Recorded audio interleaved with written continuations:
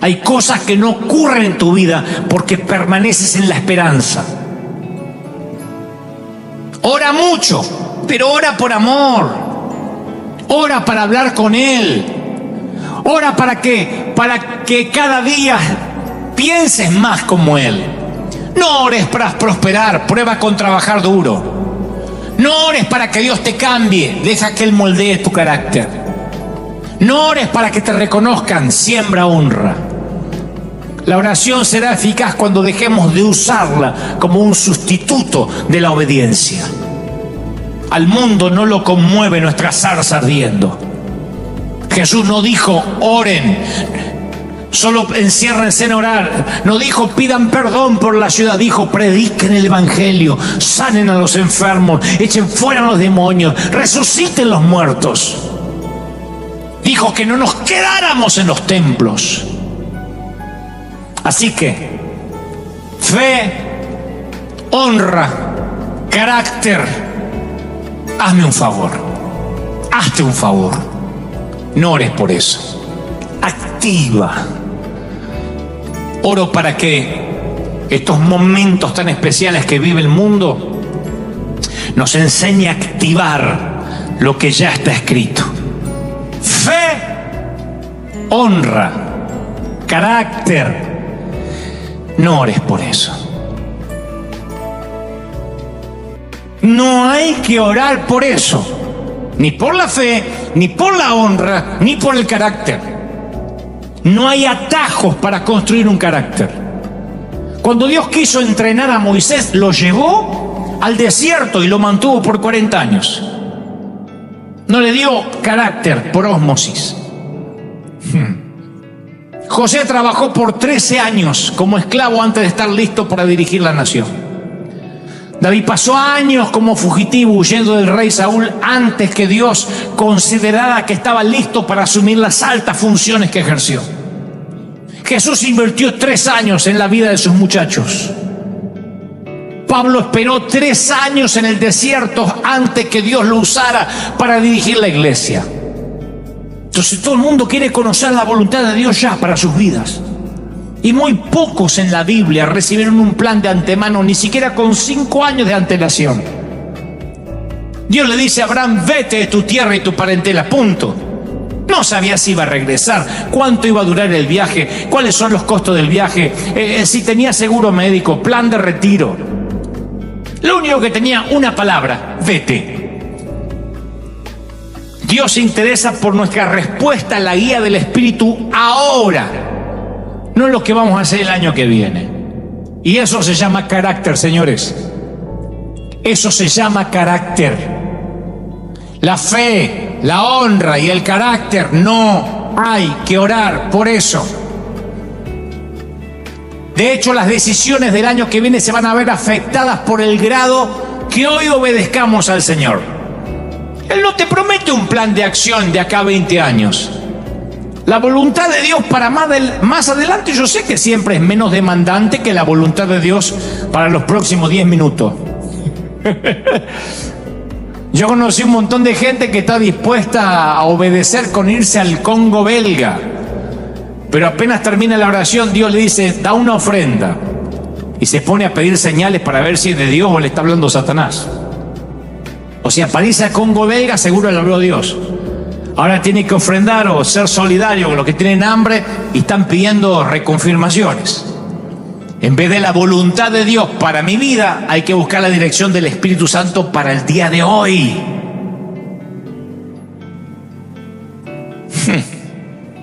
Fe, honra, carácter. No hay que orar por eso. En los 3 casos, obediencia. Y el mensaje de hoy parecería muy simple, pero es muy profundo. Cambia tu concepto de cómo entender la vida.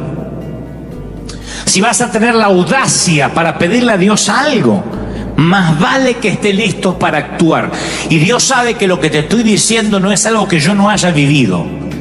Yo me crié en iglesia donde me decían, no hagas, ora. Pero la oración audaz debe estar amarrada a la obediencia práctica. De otra manera no es fe, es solo un pensamiento de esperanza, de energía mental positiva. No es sorprendente que Dios no conteste tantas de nuestras oraciones. La mayoría son en vano.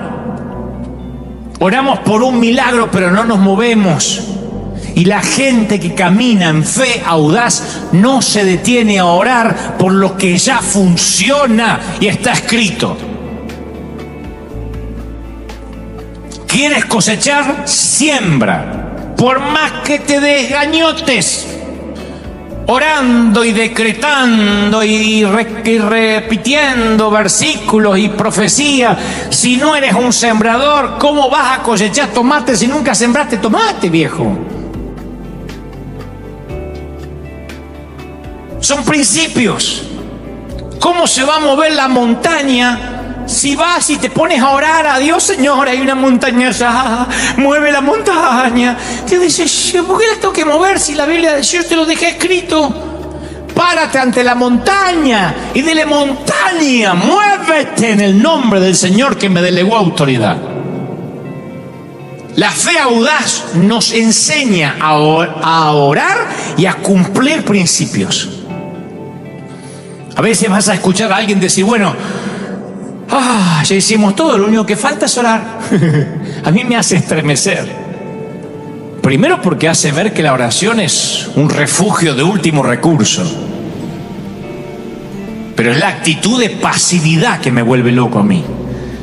Hace de la oración algo insignificante, quizás sin sentido. Y esa línea de pensamiento sugiere que debemos orar y después no hacer nada. Y después esperar. Si Dios quiere hacerlo, lo va a hacer. Si no lo hace, quizás debemos orar un poco más. Vamos a hacer una cadena de oración. Pero eso no es todo lo que podemos hacer. Rara vez la oración es lo único que se puede hacer.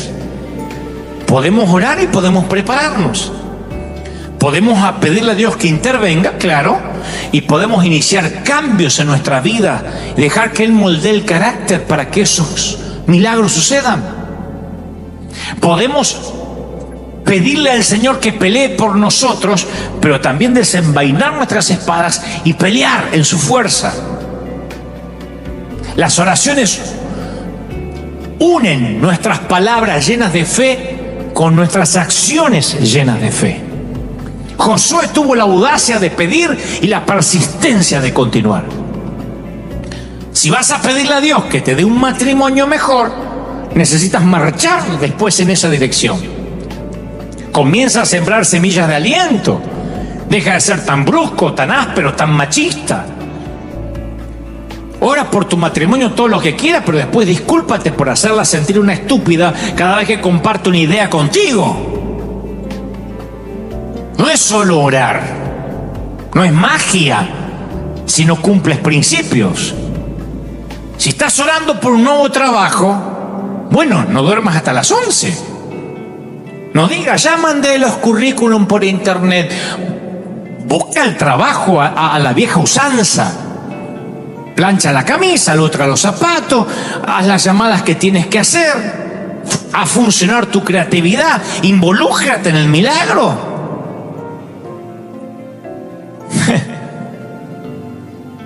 Yo digo siempre: sal a buscar trabajo a la antigua, que te vean la cara. Decirle: sí, mandé el currículum, pero míreme, yo voy a ser bueno, contráteme. Que el jefe vea que tiene ganas de trabajar. No que Dios te va a traer el trabajo a la puerta. Si tu oración es que Dios te ayude a salir de deuda, genial. Pero toma la calculadora y ve las cuentas que tienes que pagar. Reúnete con alguien que nunca se haya endeudado. Ora mientras analizas los números, lo digo en serio. Haz la reducción de deudas una actividad espiritual. A ver, ¿en qué estoy gastando? ¿Cómo puede ser que gano 3 y gasto 5? Y cuando oro para que Dios me aumente a 5, ya debo 7. Entonces tienes que arrepentirte de los malos gastos, de la mala administración, evaluar los daños. Ora, pero incorpora nuevos hábitos, porque si no, no ores por eso. No esperes que Dios borre los discos duros de todas las computadoras de la sede de tu tarjeta de crédito. Porque yo veo a esa gente. Voy a pedir que el Señor haga un milagro. Yo leí un milagro que un tipo que debía un montón y cuando fue a pagar dijo, se borró todo. No es así la vida. Es un poquito más complicada. Y no estoy desacreditando su testimonio. Digo, no es la vida un cuento de Disney. El Señor nos dejó escritos los principios para vivirlos, para caminarlos. Y no estoy haciendo a Dios o al Evangelio algo humanista. Leo lo que me funcionó toda la vida. No ores para que Dios envíe un millonario anónimo a pagarte todas las cuentas. Ve pagando a medida que oras sobre tu situación. Otro dice, Señor, bendice a mis hijos, bendice a mis hijos. Bueno, pero ora. Pero después pasa tiempo con ellos, afirma sus dones, pastorea sus corazones. No quieras resolver como abuelo lo que no hiciste como padre. Si no eres buen padre, si los provocas a ira, no ores para que Dios los bendiga. No ores por eso. Envíame una esposa, Señor, una mujer. Bueno, deja de salir con los mismos amigotes de siempre. Tu chica cristiana seguro no va a estar con esos. Involúcrate más en la iglesia, sé un hombre de Dios. Haz algo. ¿Te gusta alguien? Sedúcela, conquístala en el mejor sentido de la palabra. Invítala. Que vea que eres un hombre íntegro, lleno de Dios. Trabaja, no ores solamente para que Dios baje la rubia delante tuyo. Aquí te la voy a mandar. Yo escuché gente, Dios me la va a mandar. La que es para mí nadie me la va a quitar. Tu abuela se va a casar con otro, pero ni lo dudes. Pelea por lo que amas. Ayúdame a perder peso. Hay un montón de gente, bueno, aflojando con los postres, che. Cierra la boca y no hagas de cada comida la última cena. Haz ejercicio, sal a correr. En serio lo digo. Ustedes dirán, pero qué duro. No, lo que habría dado porque alguien me predicara así cuando yo era un pibe. Que me dijera, a ver, ora por agradecimiento, ora para adorar, ora para decir lo que Dios es, pero no ores por lo que ya está acá. Solo hazlo, créelo. ¿Qué se necesita redescubrir? Que no siempre hay que orar por lo que ya funciona. Que no siempre hay que orar, por eso llamé este mensaje, no ores por eso. Porque hay un montón de cosas que funcionan con principios. ¿Qué dirían ustedes si me ven orando para que funcione la ley de gravedad? Si ustedes le dijeran, vamos a hacer una cadena de oración porque quiero orar para que cuando yo tire las cosas se caigan. Sí, me escribirían diciendo, no ores por eso. ¿Qué dirían si yo me pongo a orar para que mañana salga el sol? Vamos a orar para que mañana, después de la noche, salga el sol. Hagamos una cadena de oración. Me van a decir, no ores por eso. ¿Por qué? Porque ya sale el sol. Y si yo te doy mi Biblia, por ejemplo, y te digo, mira, te la voy a regalar o te la voy a prestar, lo que sea, y te la doy, agarra mi Biblia y dices, ok, gracias. Dante, ¿me prestas la Biblia? Sí. No, pero ¿me la prestas? Sí. Te la acabo de prestar. Bueno, pero voy a orar para que me la preste. ¿Cómo crees que te responda si me pedís algo que yo ya te di? Posiblemente me quedaría pensando en silencio diciendo, ¿qué se supone que debo hacer que no haya hecho? Me pediste la Biblia, te la di. O lo que es mejor, te la di sin que me la pidas y ahora me la sigues pidiendo. Entonces en ocasiones nosotros oramos por mucho tiempo sobre cosas por las cuales no hay que orar. Hay que orar por otras, avanzaremos esos momentos. Pero decimos, oh Dios, sáname. Y yo creo que Dios arrasca la cabeza y dice, no dice primera de Pedro 2:24 que por mi llaga fuiste sanado. O oramos, Señor, visítanos, Padre, bienvenido a este lugar. De hecho cantamos, Santo Espíritu, bienvenido a este lugar. La palabra dice: donde están 2 o 3 congregados en mi nombre, allí estoy yo en medio de ellos. Mateo 18:20. De otro modo, si yo le digo al Señor, bienvenido a este lugar, cuando Él me dice que ya está, estoy dejándome dominar por los sentidos. No crees que Dios está hasta que tú lo sientas. Eso es otra cosa. Por eso cuando alguien lo siente pensamos: uy, el Señor acaba de llegar, me agarró la chiripiorca. No, Él siempre estuvo, solo que tú empezaste recién a recibir. En este mismo momento, a donde quiera que estés, te rodean señales de televisión, de streaming, y el que tú no las puedas percibir no significa que no estén presentes. Todo lo que tienes que hacer es colocar un televisor, un dispositivo y sintonizar, como hiciste con este live. Cuando tú viste por primera vez la señal, no fue cuando el canal comenzó la transmisión.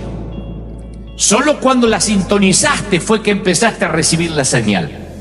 Ahora, en este live, hay gente en vivo que comenzó desde el minuto 0. Pero hay otros que se van sumando. Yo ya estaba transmitiendo y ustedes se sumaron ahora. Algo similar pasa con el Espíritu. Siempre el Señor está transmitiendo. ¿Qué harías si ahora tu pantalla se queda frisada? ¿No nos llamarías por teléfono para que hagamos el live de nuevo? Revisarías tu receptor, tu señal de internet, tu dispositivo. A menos que nosotros dejáramos de hacer el live, dirías: son ellos los que dejaron de transmitir, no es mi internet. Pero si lo que se frisa es tu internet, necesitas leer el manual y ver por qué tu dispositivo no está recibiendo la señal. Entonces Dios es el único dador o transmisor de todas las bendiciones y ya te las transmitió en la cruz. Muchas veces nosotros pedimos un avivamiento y nos ponemos a ayunar con la actitud de: Señor, si tú amaras a esta gente como yo la amo, nos haría crecer. A veces oramos como que queremos convencer a Dios que tenga la misma carga que tenemos nosotros. Señor, envía las almas. Pensamos que nuestra carga lo va a convencer a Él. Si nosotros no mandamos a morir a ningún hijo por las almas de nadie. Pero es como que si Dios se hubiese enojado con la humanidad y había que suplicarle para que cambie de opinión. Algo está mal en esa teología. Si yo tengo que convencer al Señor que mi carga por las almas es más fuerte que la carga que tiene Él, algo está mal.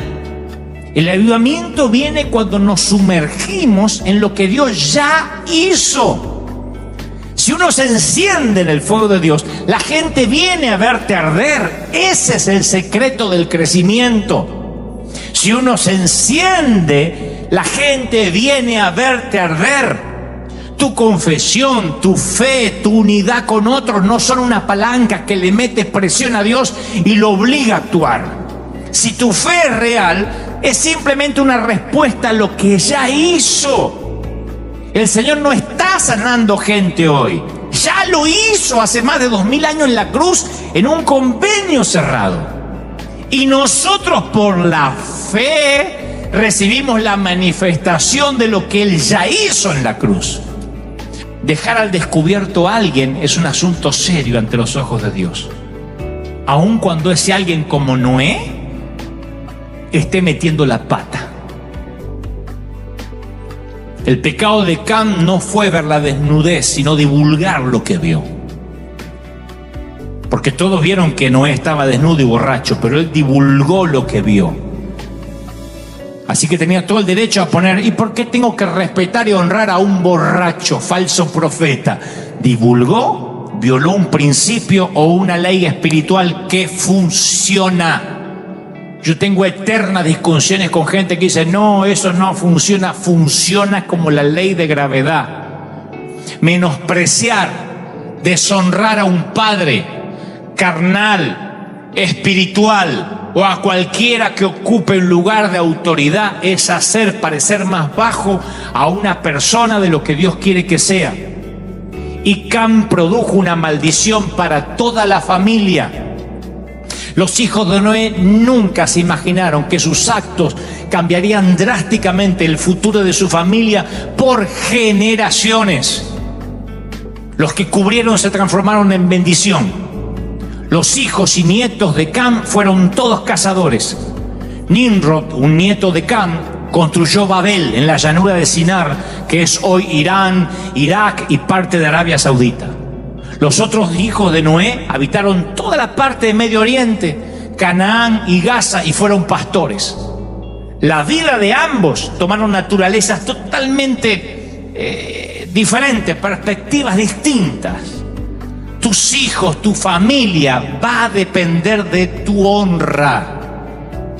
Por eso yo siempre mantengo la idea, prefiero equivocarme.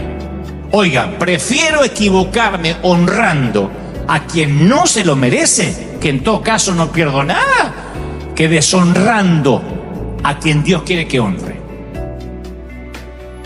Y aclaro esto porque esto es igual que la fe. Para la fe no hay que orar, para la fe hay que usarla. A mí me dicen, ¿cuánto tiempo oraste para que Dios te pusiera frente a un estadio? Yo no oré para que Dios me pusiera frente a un estadio, yo oré por otra cosa. Oré para tener comunión con Él, oré para que Dios me mostrara el ministerio, para que Dios me dijera qué quisiera que haga. Pero para pararme ante un estadio usé la fe. Fui sin dinero, renté un estadio en fe. Me paré en el Estadio Vélez en 1996, cuando no me conocía nadie, y convoqué a un superclásico de la juventud. Fue fe, lo creí con el corazón y lo confesé con la boca. Segundo, honré siempre. Hay gente que me dice, ¿cómo podés honrar a Jurer? ¿Cómo podés honrar al pastor Jiménez? Yo los honro porque me abrieron puertas, y yo honro las puertas que me abrieron. Yo no voy a descubrir la desnudez de nadie. No me compete hacer eso. Y hay otros que parece que tienen el ministerio de desnudar y de rematar heridos. No es el mío, no lo quiero. Tráiganme en todos los versículos que quieran para refutarme, decirme la Biblia dice que hay que denunciar. Yo prefiero equivocarme por no denunciar. Yo quiero que mis hijos cosechen honra, es un principio. Y quiero que si alguna vez ando borracho y desnudo, en términos metafóricos, claro, me cubran. Y eso no significa apañar el pecado, sino que no me produzca más vergüenza de la que tendré. Principios que funcionan, no hay que orar por eso, funcionan los principios. Otro principio que funciona sin orar, carácter. El desarrollo de tu carácter como persona está en tus manos, demanda trabajo duro, no oración. Nada revela el carácter como los tiempos de prueba. Cuando las presiones se apliquen a tu vida, sabrás exactamente quién eres. Pablo, escribiendo a los creyentes de Roma, le dice, y no solo eso, sino que también nos gloriamos en tribulaciones, sabiendo que la tribulación produce paciencia, y la paciencia produce prueba, y la prueba produce esperanza. ¿Se acuerdan? Romanos 5:3. O sea que el carácter no se recibe por imposición de manos, o por asistir a un congreso, o porque te oren. A lo largo de toda mi vida, estos últimos 30 años de peregrinar cristiano, yo he conocido muchos ministros, muchos hombres de Dios flojos, que le dicen a la gente, vengan a orar para que crezca la iglesia. Y yo he tenido charlas con ellos y a muchos le he dicho, mira, dejate de tomarte 3 vacaciones al año. No pases tanto por el mundo, faltando los domingos a casa. Inyecta una visión clara a la iglesia, sé ejemplo de compromiso, que la gente sepa que si el pastor no está un domingo es porque está en terapia intensiva. Pero algún vago inventó la frase, se calcula que 1 hora de prédica son 8 horas de trabajo forzado. Algún vago inventó eso para trabajar 1 vez a la semana. Si fuera así, ¿cuánta gente trabaja trabajo forzado los 7 días de la semana, los 6 días de la semana? Entonces yo le dije una vez a un amigo, mira, deja de invitar predicadores porque estás cansado, ya no sabes qué decir, da una palabra direccional en tu iglesia. Yo no estoy diciendo que Dios necesita que lo ayudemos. No es que Dios está resoplando diciendo, uff, ¿alguien me puede dar una mano? No, Él puede hacer cualquier cosa solo. Josué vio a Dios enviar comida del cielo durante 40 años para alimentar a los hijos de Israel. Vio al Señor producir agua de una roca. Pero llegó el momento en que Él tuvo que pelear la batalla. Se dio cuenta que Dios se complace cuando sus hijos participan en sus propósitos. Entonces no hay solo que orar para que la iglesia crezca. Hay que trabajar duro. Hay que trabajar duro. Josué sabía que el Señor derrotaría a sus enemigos, pero ellos tenían que marchar toda la noche, usar sus espadas, planificar, sangrar, señores, arriesgar, actuar. Cada aspiración que tengas en oración necesita ser acompañada por la acción. De otra forma no estás orando realmente. Haz lo natural y confía en Dios por lo sobrenatural. Hay una gran diferencia entre permanecer en la esperanza del evangelio mágico o vivir en los principios de Dios.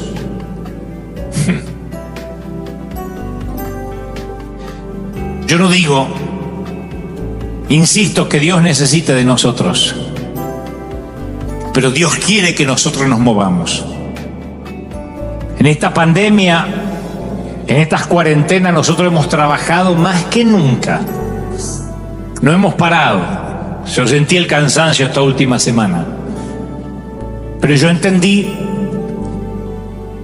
que el trabajo duro honra al Señor. Y oramos, porque alguien decía, ¿y no oran ustedes antes de salir? Claro que oramos. Oramos, pero hacemos, trabajamos, nos esforzamos, porque hemos entendido que somos cartas leídas. Somos los brazos, la iglesia son los brazos de Cristo, los que tenemos que llegar a la gente, el privilegio que no le fue dado a los ángeles. Entonces no ores para que las cosas cambien mágicamente. Hay cosas que tenemos que hacer. Permite que te lo explique para terminar desde la perspectiva de dos hombres con un sueño idéntico y resultados totalmente diferentes. Yo conocí a un orador muy talentoso, el mejor que yo haya conocido. Pero creo que nunca vas a escuchar jamás alguno de sus sermones. Y no porque no sean buenos. Ha escrito unos sermones maravillosos, yo los he leído. Pero esos sermones, a excepción mía que los leí, que soy su amigo, se están pudriendo en el disco duro de su computadora en su casa. Hubo un tiempo en el que tenía la visión este caballero de un ministerio mundial con sus mensajes. Los dos éramos muy jóvenes, compartíamos horas. Oró mucho por eso, mucho antes que yo orara por eso en mi vida. Habló mucho de que tenía mensajes y aparte tiene la preparación. Terminó sus estudios, hizo cursos intensivos, pero no predica en ninguna parte, mi amigo. Y recientemente me enteré que dejó de escribir. Antes por lo menos escribía los mensajes y los guardaba. Dice él que está muy viejo ya para empezar. Está dedicado a pagar su hipoteca, compró una casa y se hizo la idea de que el mundo ya no va a escuchar sus mensajes. El otro amigo, el otro amigo que escuchó sus mensajes, hoy predica. Y capaz que escuchaste alguno de sus mensajes. Comenzó predicando a casi todos los grupos que lo quisieran escuchar. Y eso a veces significó predicar para 15 adolescentes en un campamento muerto de frío. Otras veces significó predicar en iglesias chiquitas que parecían antros chiquititos, en medio de la nada, con gente que no escuchaba porque el sonido era espantoso. Pero este otro predicaba mucho, mucho. Y a veces no lo volvían a inventar nunca más porque tenía unos errores teológicos. Pero a veces este predicador era el peor es nada de algún congreso. Cuando todos fallaban lo invitaban a él, que siempre estaba dispuesto. Y se equivocaban muchos, pero continuaba y continuaba y continuaba, oraba y hacía. Y en cada oportunidad que se le presentaba decía sí. Y muchas veces se mandó a caminar por las aguas sin que el Señor lo llamara, y así también se hundió. Y así también el Señor lo rescató. Pero es uno de los pocos que puede contar lo que se siente hundirse y lo que se siente que Cristo lo rescate. No es de esos que se quedan en la barca, y mucho menos de los que guardan sermones en el disco rígido. Y tuvo la fe que Dios le permitiera tocar el mundo a través de los mensajes. Y ha tomado actitudes coherentes que le han dado alas a esa convicción. Yo he creído eso desde que lo conozco, y lo conozco bien, porque vive conmigo hace 50 años, vuestro servidor.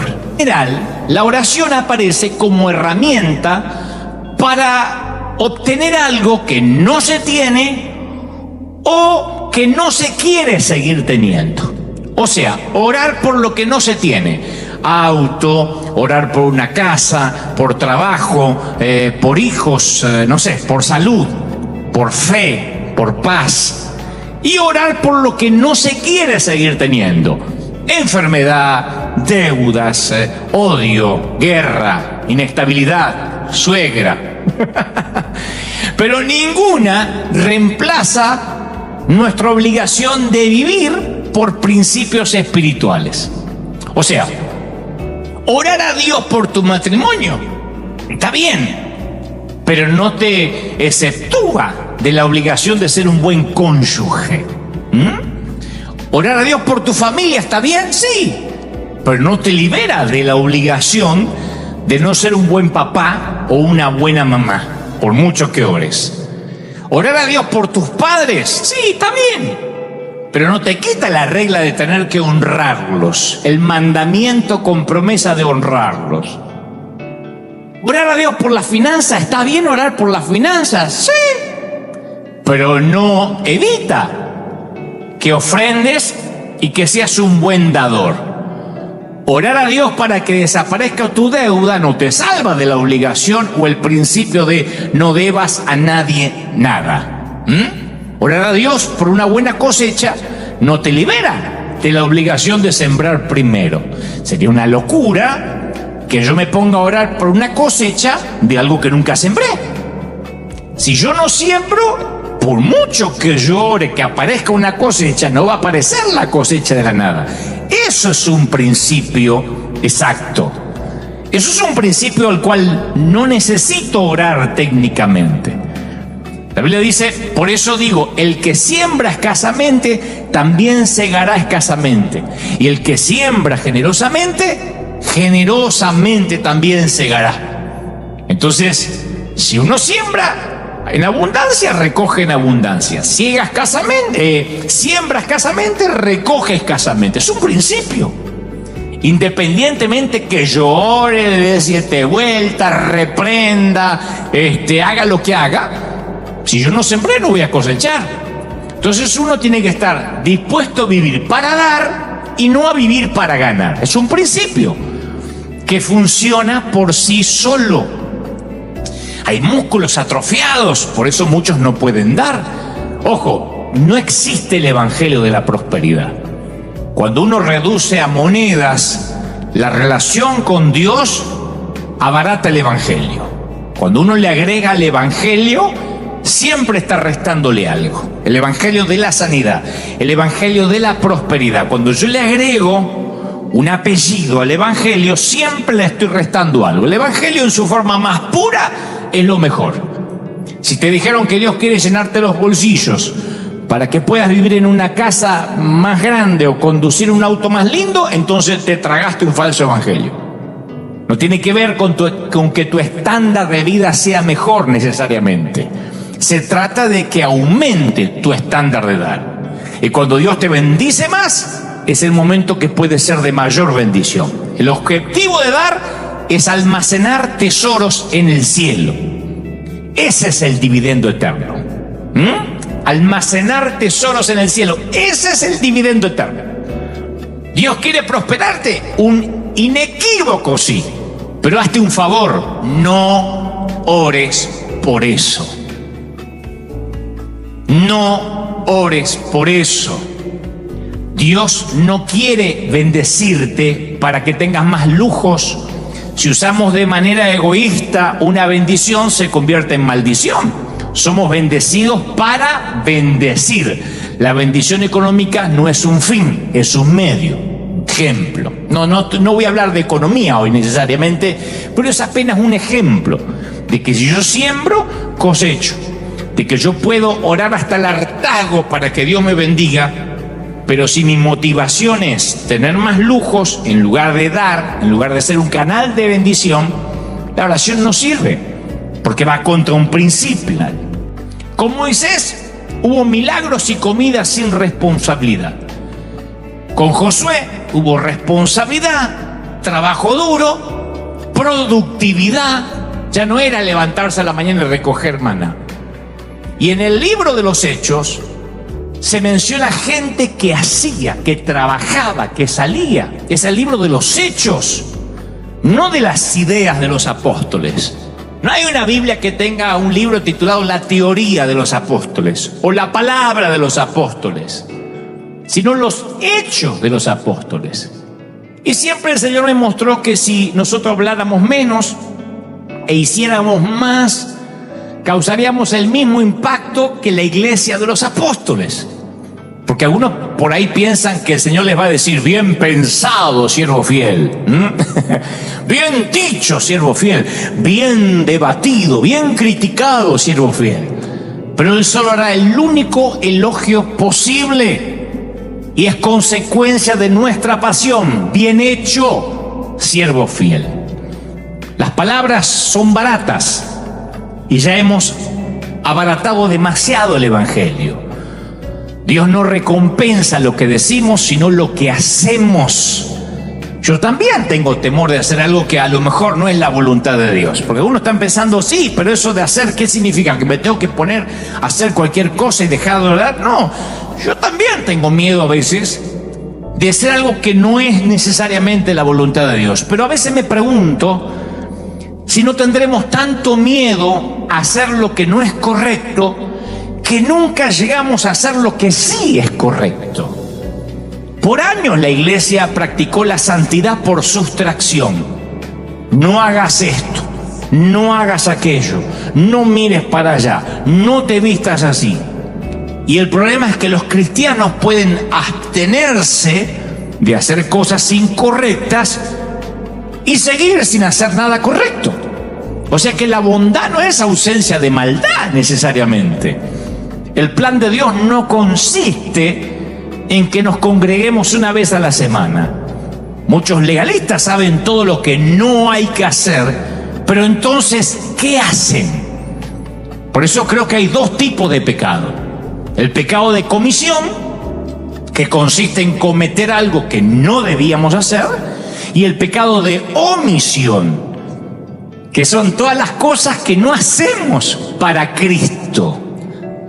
Y en la economía de Dios, antes que alguien me diga, bueno, pero el evangelio no se gana por obra, yo no hablo de ganarse el cielo, eso no está en debate, no resiste análisis que yo me ponga a debatir si vamos a ganar el cielo por lo que hacemos. Ese es un precio que Cristo pagó y que yo no puedo sumar nada, hacer nada para ser más salvo de lo que ya Cristo me hizo salvo. Lo que trato de decir es que en la economía de Dios, terminar sin ganar ni perder es una pérdida total.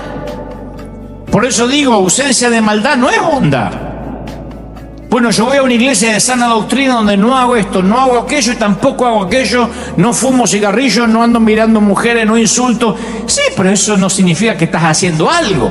Y si estás pensando, para Dios no tengo que hacer nada, yo voy a la economía de Dios y veo en las parábolas de los talentos, veo a un tipo que para mí no me parece malo, porque no ganó, pero tampoco perdió. El que enterró el talento. No ganó, pero tampoco perdió, lo enterró. Y Jesús lo llamó siervo malo y perezoso. Una versión dice que lo llamó siervo inútil. Entonces, A Dios le importa lo que yo haga. A Dios le importa que yo entienda cuáles son ciertos principios que funcionan sin que necesariamente tengan que orar. Ahora, porque yo sé que algunos están por ahí rasgando la vestidura y diciendo, me está diciendo que no hay que orar. No, yo quiero que prestes atención o te vas a perder el alma de este mensaje. Las reformas no nacen de nuevos descubrimientos. Las reformas no nacen de algo nuevo, porque eso suelen hacer las sectas. Las reformas nacen del redescubrimiento de algo antiguo, primitivo, como fue la reforma de Lutero, que fue a lo primitivo y descubrió que se había diluido el verdadero evangelio. No descubrió una nueva Biblia. La reforma es volver a la base, ¿no? Una de las leyes que funciona sin orar es la fe. Yo sé que a algunos le va a producir urticaria, van a decir, Dante está diciéndole a la iglesia que no ore. No, hay cosas por las que no hay que orar. Ya hablaré por las que sí hay que orar, pero hay cosas por las que no. Proverbio 18:20 dice, el fruto de la boca del hombre del fruto de la boca del hombre se llenará su vientre, se saciará del producto de sus labios, porque la muerte y la vida están en el poder de su lengua, y el que la ama comerá de sus frutos. Proverbio 18:20. Porque con el corazón se cree para justicia, pero con la boca se confiesa para salvación. Romanos 10:10. Solo cuando el corazón y la boca actúan juntos es que la fe se manifiesta. Ahí está en la Biblia, no hay que orar por eso. La gente no se muere cuando dice, ¡ay, me muero de risa! Me morí de la risa. No se muere porque lo dice. Porque en realidad lo dice con la boca, pero no lo cree con el corazón. Es un modismo. La boca tiene que hablar lo que el corazón cree. Si no, no estaríamos muriendo por cualquier cosa. Las palabras tienen el poder para crear. Tened fe en Dios. Porque de cierto digo que cualquiera que dijera a este monte, quítate y échate en el mar, y no dudare en su corazón, sino que creyere que será hecho lo que dice, se hará. Marcos 11:22. Y la mayoría de los cristianos estamos muy ocupados hablándole a Dios de la montaña en vez de hablarle a la montaña de Dios.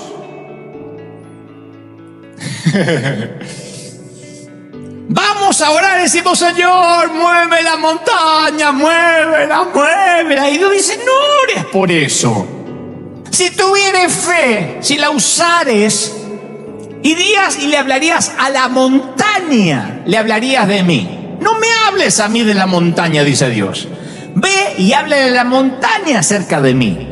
Háblale a la deuda acerca de Dios. Háblale al COVID-19 acerca de Dios.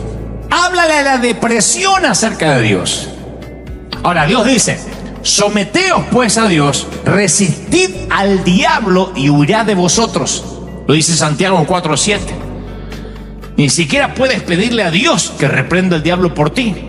El diablo huye de ti. No dice que huye de Dios. Resistilo y él huirá de ustedes, de vosotros. Fíjense cómo pequeñas palabras nos cambian la doctrina. Entonces decimos en el nombre del Señor, reprende, quita al diablo. Y el Señor dice, resistilo y él va a huir de ti. Porque hay autoridad delegada. Y otra vez, la mayoría de los cristianos está muy ocupado hablándole a Dios de la montaña en vez de hablarle a la montaña de Dios. Así que la fe es por el oír y el oír por la palabra de Dios. La fe entra en acción cuando dos elementos se unen, un oidor y la palabra de Dios. No importa quién eres, no importa quiénes son tus padres, cuál es tu raza, la ley de la fe funciona para todos. Y tú dices, no sé si funciona para todos, porque si no tienes la sana doctrina, no dice la Biblia que tiene la sana doctrina. Dice que tiene que haber un oidor y alguien que crea con el corazón y lo confiese con la boca. Yo oré hace muchos años para que Dios me prestara los oídos de la juventud. Y después tuve que aplicar principios de fe. Porque si yo hubiese orado solamente para que Dios me abriera los oídos, todavía estaría en una habitación en Buenos Aires orando para que ocurra. Dijeron los apóstoles al Señor: aumentanos la fe. Y Jesús respondió: si tuviera fe como un grano de mostaza, podrías decir a este sicómoro, a este árbol: desarráigate y plántate en el mar, y el sicómoro obedecería. Parecería como que Jesús no les contestó la pregunta. Les dice: ustedes no necesitan una fe más grande. Lo que dijo es: ustedes no tienen un problema de fe, solo que no están usando la fe que ya recibieron. Satanás siempre te va a mentir y te dirá que tu fe no funciona, que no tienes la suficiente, que no tienes la fe del pastor.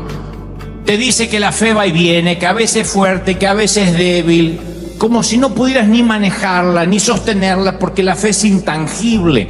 Tú no tienes un problema de fe, tienes un problema de conocimiento. En el reino de Dios tuviste que creer los que tus sentidos no podían percibir. Nunca viste a Dios ni al diablo. Nunca viste el cielo ni el infierno. Tuviste que creer que fuiste perdonado. Tuviste que creer en cosas invisibles, y eso únicamente se hace con una fe sobrenatural. La fe es un don de Dios y siempre es suficiente. O sea, lo que tenemos a veces es un problema de desconocimiento. Hay gente que está a oscuras orando para que el poder de la iluminación venga de la planta, y Dios dice: prende el interruptor, hombre. Digo pues, por la gracia que me es dada a cada cual que está en vosotros, que nadie tenga más alto, ¿se acuerdan?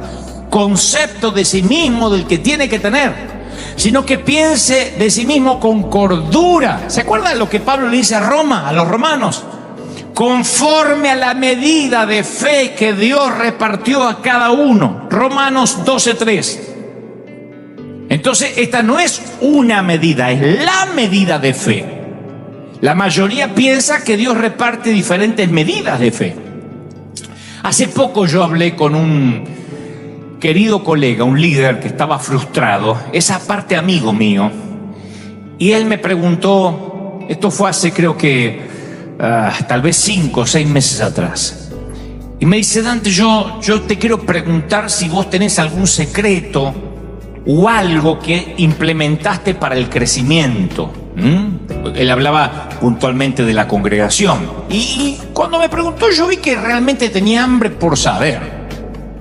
Que él no había dejado de orar por eso. Él dice: yo estoy continuamente orando que Dios me dé un método, una forma, un secreto. Ahora, él no quería, porque lo conozco, me consta, él no quería un atajo o una pócima mágica. Y yo aprendí que cuando alguien realmente es sincero, porque yo siempre cuando quiero aprender voy a aprender desde la sinceridad, y si tengo que desaprender algo para aprender algo nuevo, tampoco tengo problemas, al contrario. Así que yo aprendí que una de las formas de control es sustrayendo u ocultando información. ¿Se acuerda que el Señor dijo: yo ya no los voy a llamar siervos, porque el siervo no sabe lo que hace su Señor? Los voy a llamar amigos, porque todo lo que mi Padre le oí decir, yo se los voy a dar a conocer, o se los cuento a ustedes. Entonces Jesús en su momento igualó el ocultamiento de la información con la esclavitud. Dijo: si yo les oculto información, es que los considero esclavos. Por eso Jesús mantuvo a sus muchachos observando cómo él hacía todo. Él quería que liberaran al endemoniado, que detengan la tempestad y que hicieran cosas mayores que él. Él no tenía complejo de que no lo podían superar. Recuerden cuando lo llamaron de la barca que estaba durmiendo, dijo: pero ¿dónde está vuestra fe? Tenían que haber dicho: viento, aquíétate en el nombre de Jesús que está durmiendo. Entonces Jesús todo lo hacía públicamente para que los muchachos aprendieran. Cuando nosotros retiramos información a nuestra gente, lo que hacemos es generar campamentos de esclavos. Les decimos que nadie puede tener un llamado igual que el pastor, o que nadie puede ser más espiritual que el líder. Y eso siempre es religión con esteroides. No hay verdadera masa muscular. Es un cuerpo inflado pero débil, como justamente hacen los esteroides o hace el esteroide. No es sólido. Y yo siempre he decidido contarlo todo a nuestra congregación, y ahora me toca hacerlo al resto del mundo, de manera auténtica. Porque mi tarea es lograr conducir a una iglesia auténtica a la presencia de Dios, sin hipocresía. Así que esto es lo último o lo más nuevo que yo he descubierto últimamente. Yo pienso que la mayoría, principalmente estas últimas generaciones, vivimos en la época del menor esfuerzo. Gente que espera tener un cuerpo delgado sin esfuerzo.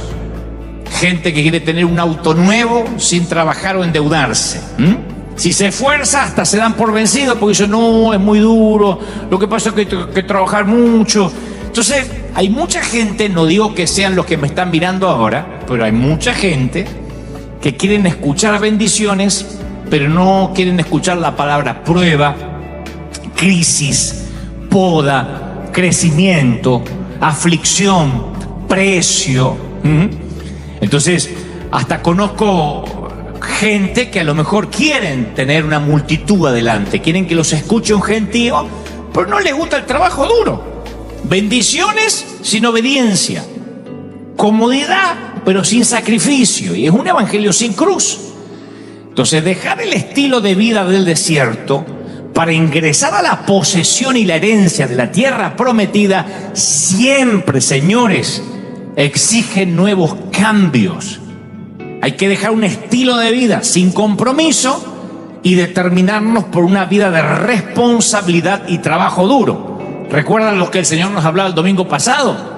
Que el escritor a los hebreos decía, debiendo ser ya gente adulta, maestros, es necesario que todavía estén con los primeros rudimentos de la palabra. O sea, que tiene que haber un cambio de piloto, de vivir en automático a manual.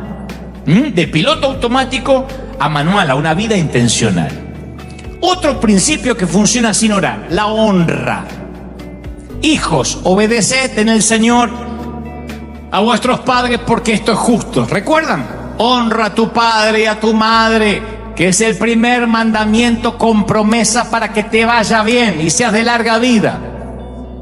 No dice si se lo merecen, si fueron buenos padres, cuídate. No tiene que ver con tus padres, tiene que ver contigo.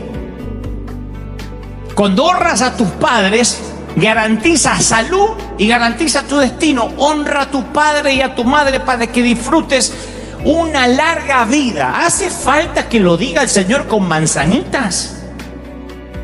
La honra es una autopista para que viaje la vida. Entonces uno, Señor, te voy a orar y a clamar para que me reconozcan, para que me honren. Dice Dios, no ores por eso, no ores por eso. Si quieres honra, vas a tener que honrar. Voy a pedir que el Señor me dé larga vida, no ores por larga vida. Si quieres larga vida, honra a tus padres. La madre de los hijos de Zebedeo preguntó dónde podían sentarse sus hijos. ¿Se acuerdan? En el cielo. ¿Dónde se van a sentar mis hijos en el cielo? ¿Qué le dijo Jesús? No le dijo, qué locura estás pidiendo. ¿Estás loca? ¿Qué te pasó? ¿Estás menopáusica? No le dijo eso. Le dijo, eso ya lo decidió mi Padre. Y no dijo, en el cielo todos se sientan igual. Es más, el Señor dijo, cuando alguien te invite a una fiesta de boda, no te sientes en el lugar de honor. ¿Se acuerdan? No sea que hayan invitado a uno más distinguidos. Entonces es mejor que te sientes en otro lugar, y entonces te llevan después a la cabecera. La historia de Lucas 14. Dios no dijo que en el reino hay mesas redondas y todos son iguales. Dios dijo que hay lugares de honra. Si no, le hubiese corregido a la mamá de los muchachos, le hubiese dicho, no, ¿cómo se te ocurre? Todos nos vamos a sentar igual. Dijo, no, eso lo decide mi Padre. O sea que hay diferentes lugares para sentarse a la mesa en el reino. Cuando hablo de honra, es un espíritu de orfandad. El que no honra a sus padres tampoco honra a sus pastores. El espíritu de orfandad que gobierna la mayoría de las iglesias es el causante principal de amarguras, de rencores, malogra la productividad de miles de obreros bien preparados. Ellos se frustran con la actitud de líderes. Hay gente frustrada con la actitud de líderes huérfanos, inseguros, porque es un patrón que se hereda. El que no honra tampoco logra que lo honren. Y no tiene larga vida ni él, ni su ministerio, ni lo que emprende. Por eso digo, orar para tener larga vida, no ores por eso. Hay que aprender a honrar.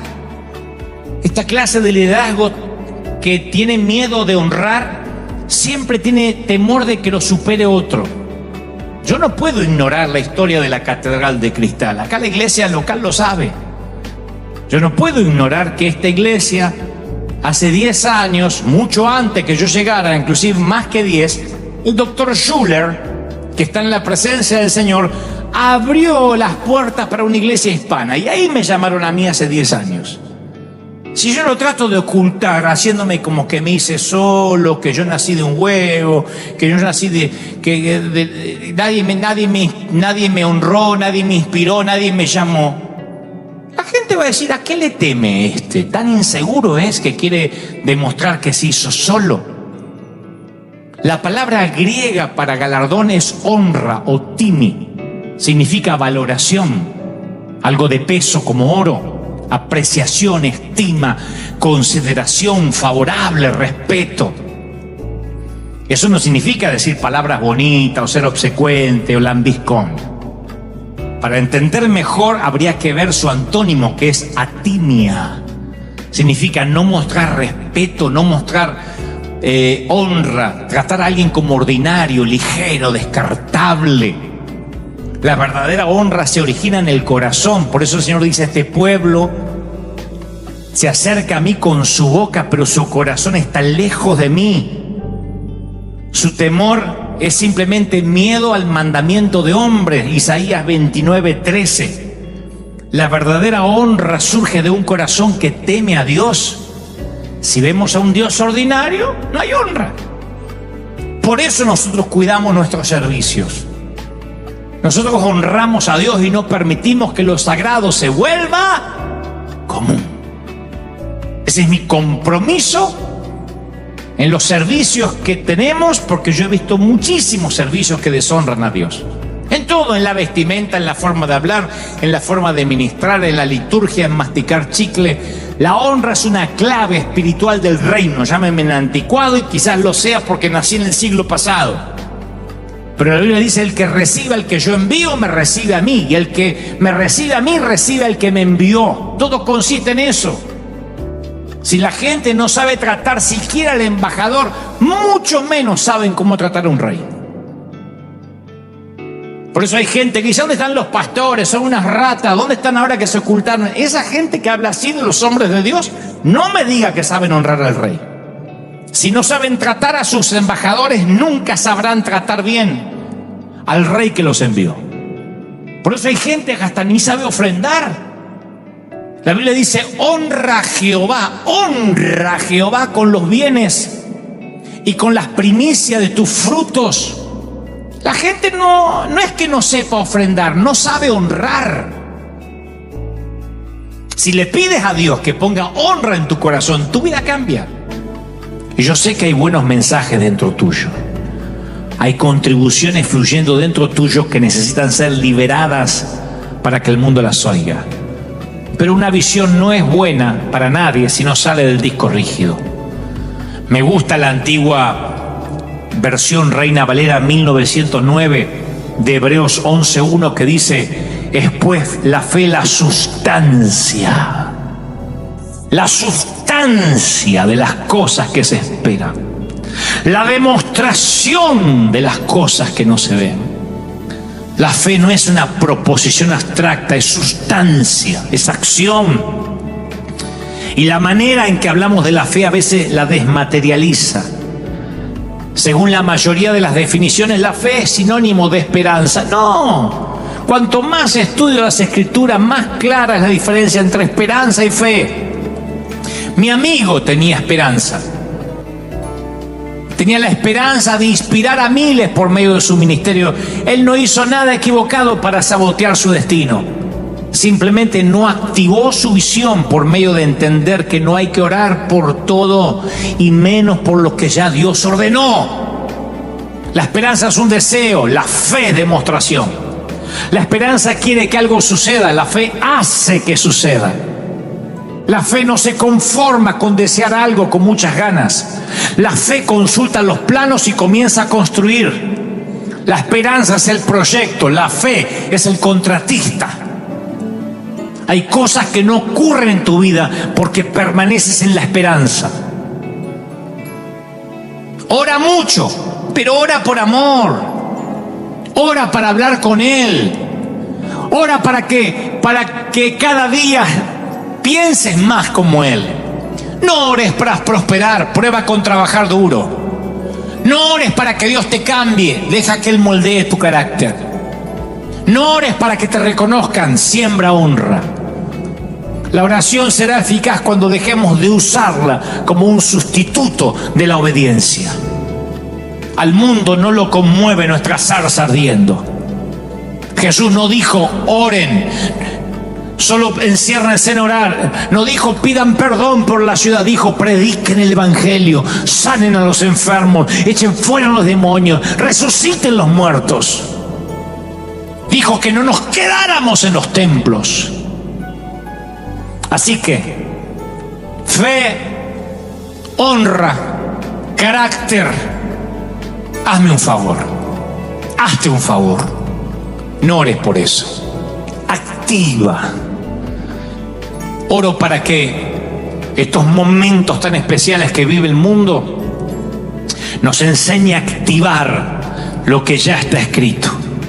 Fe, honra, carácter. No ores por eso.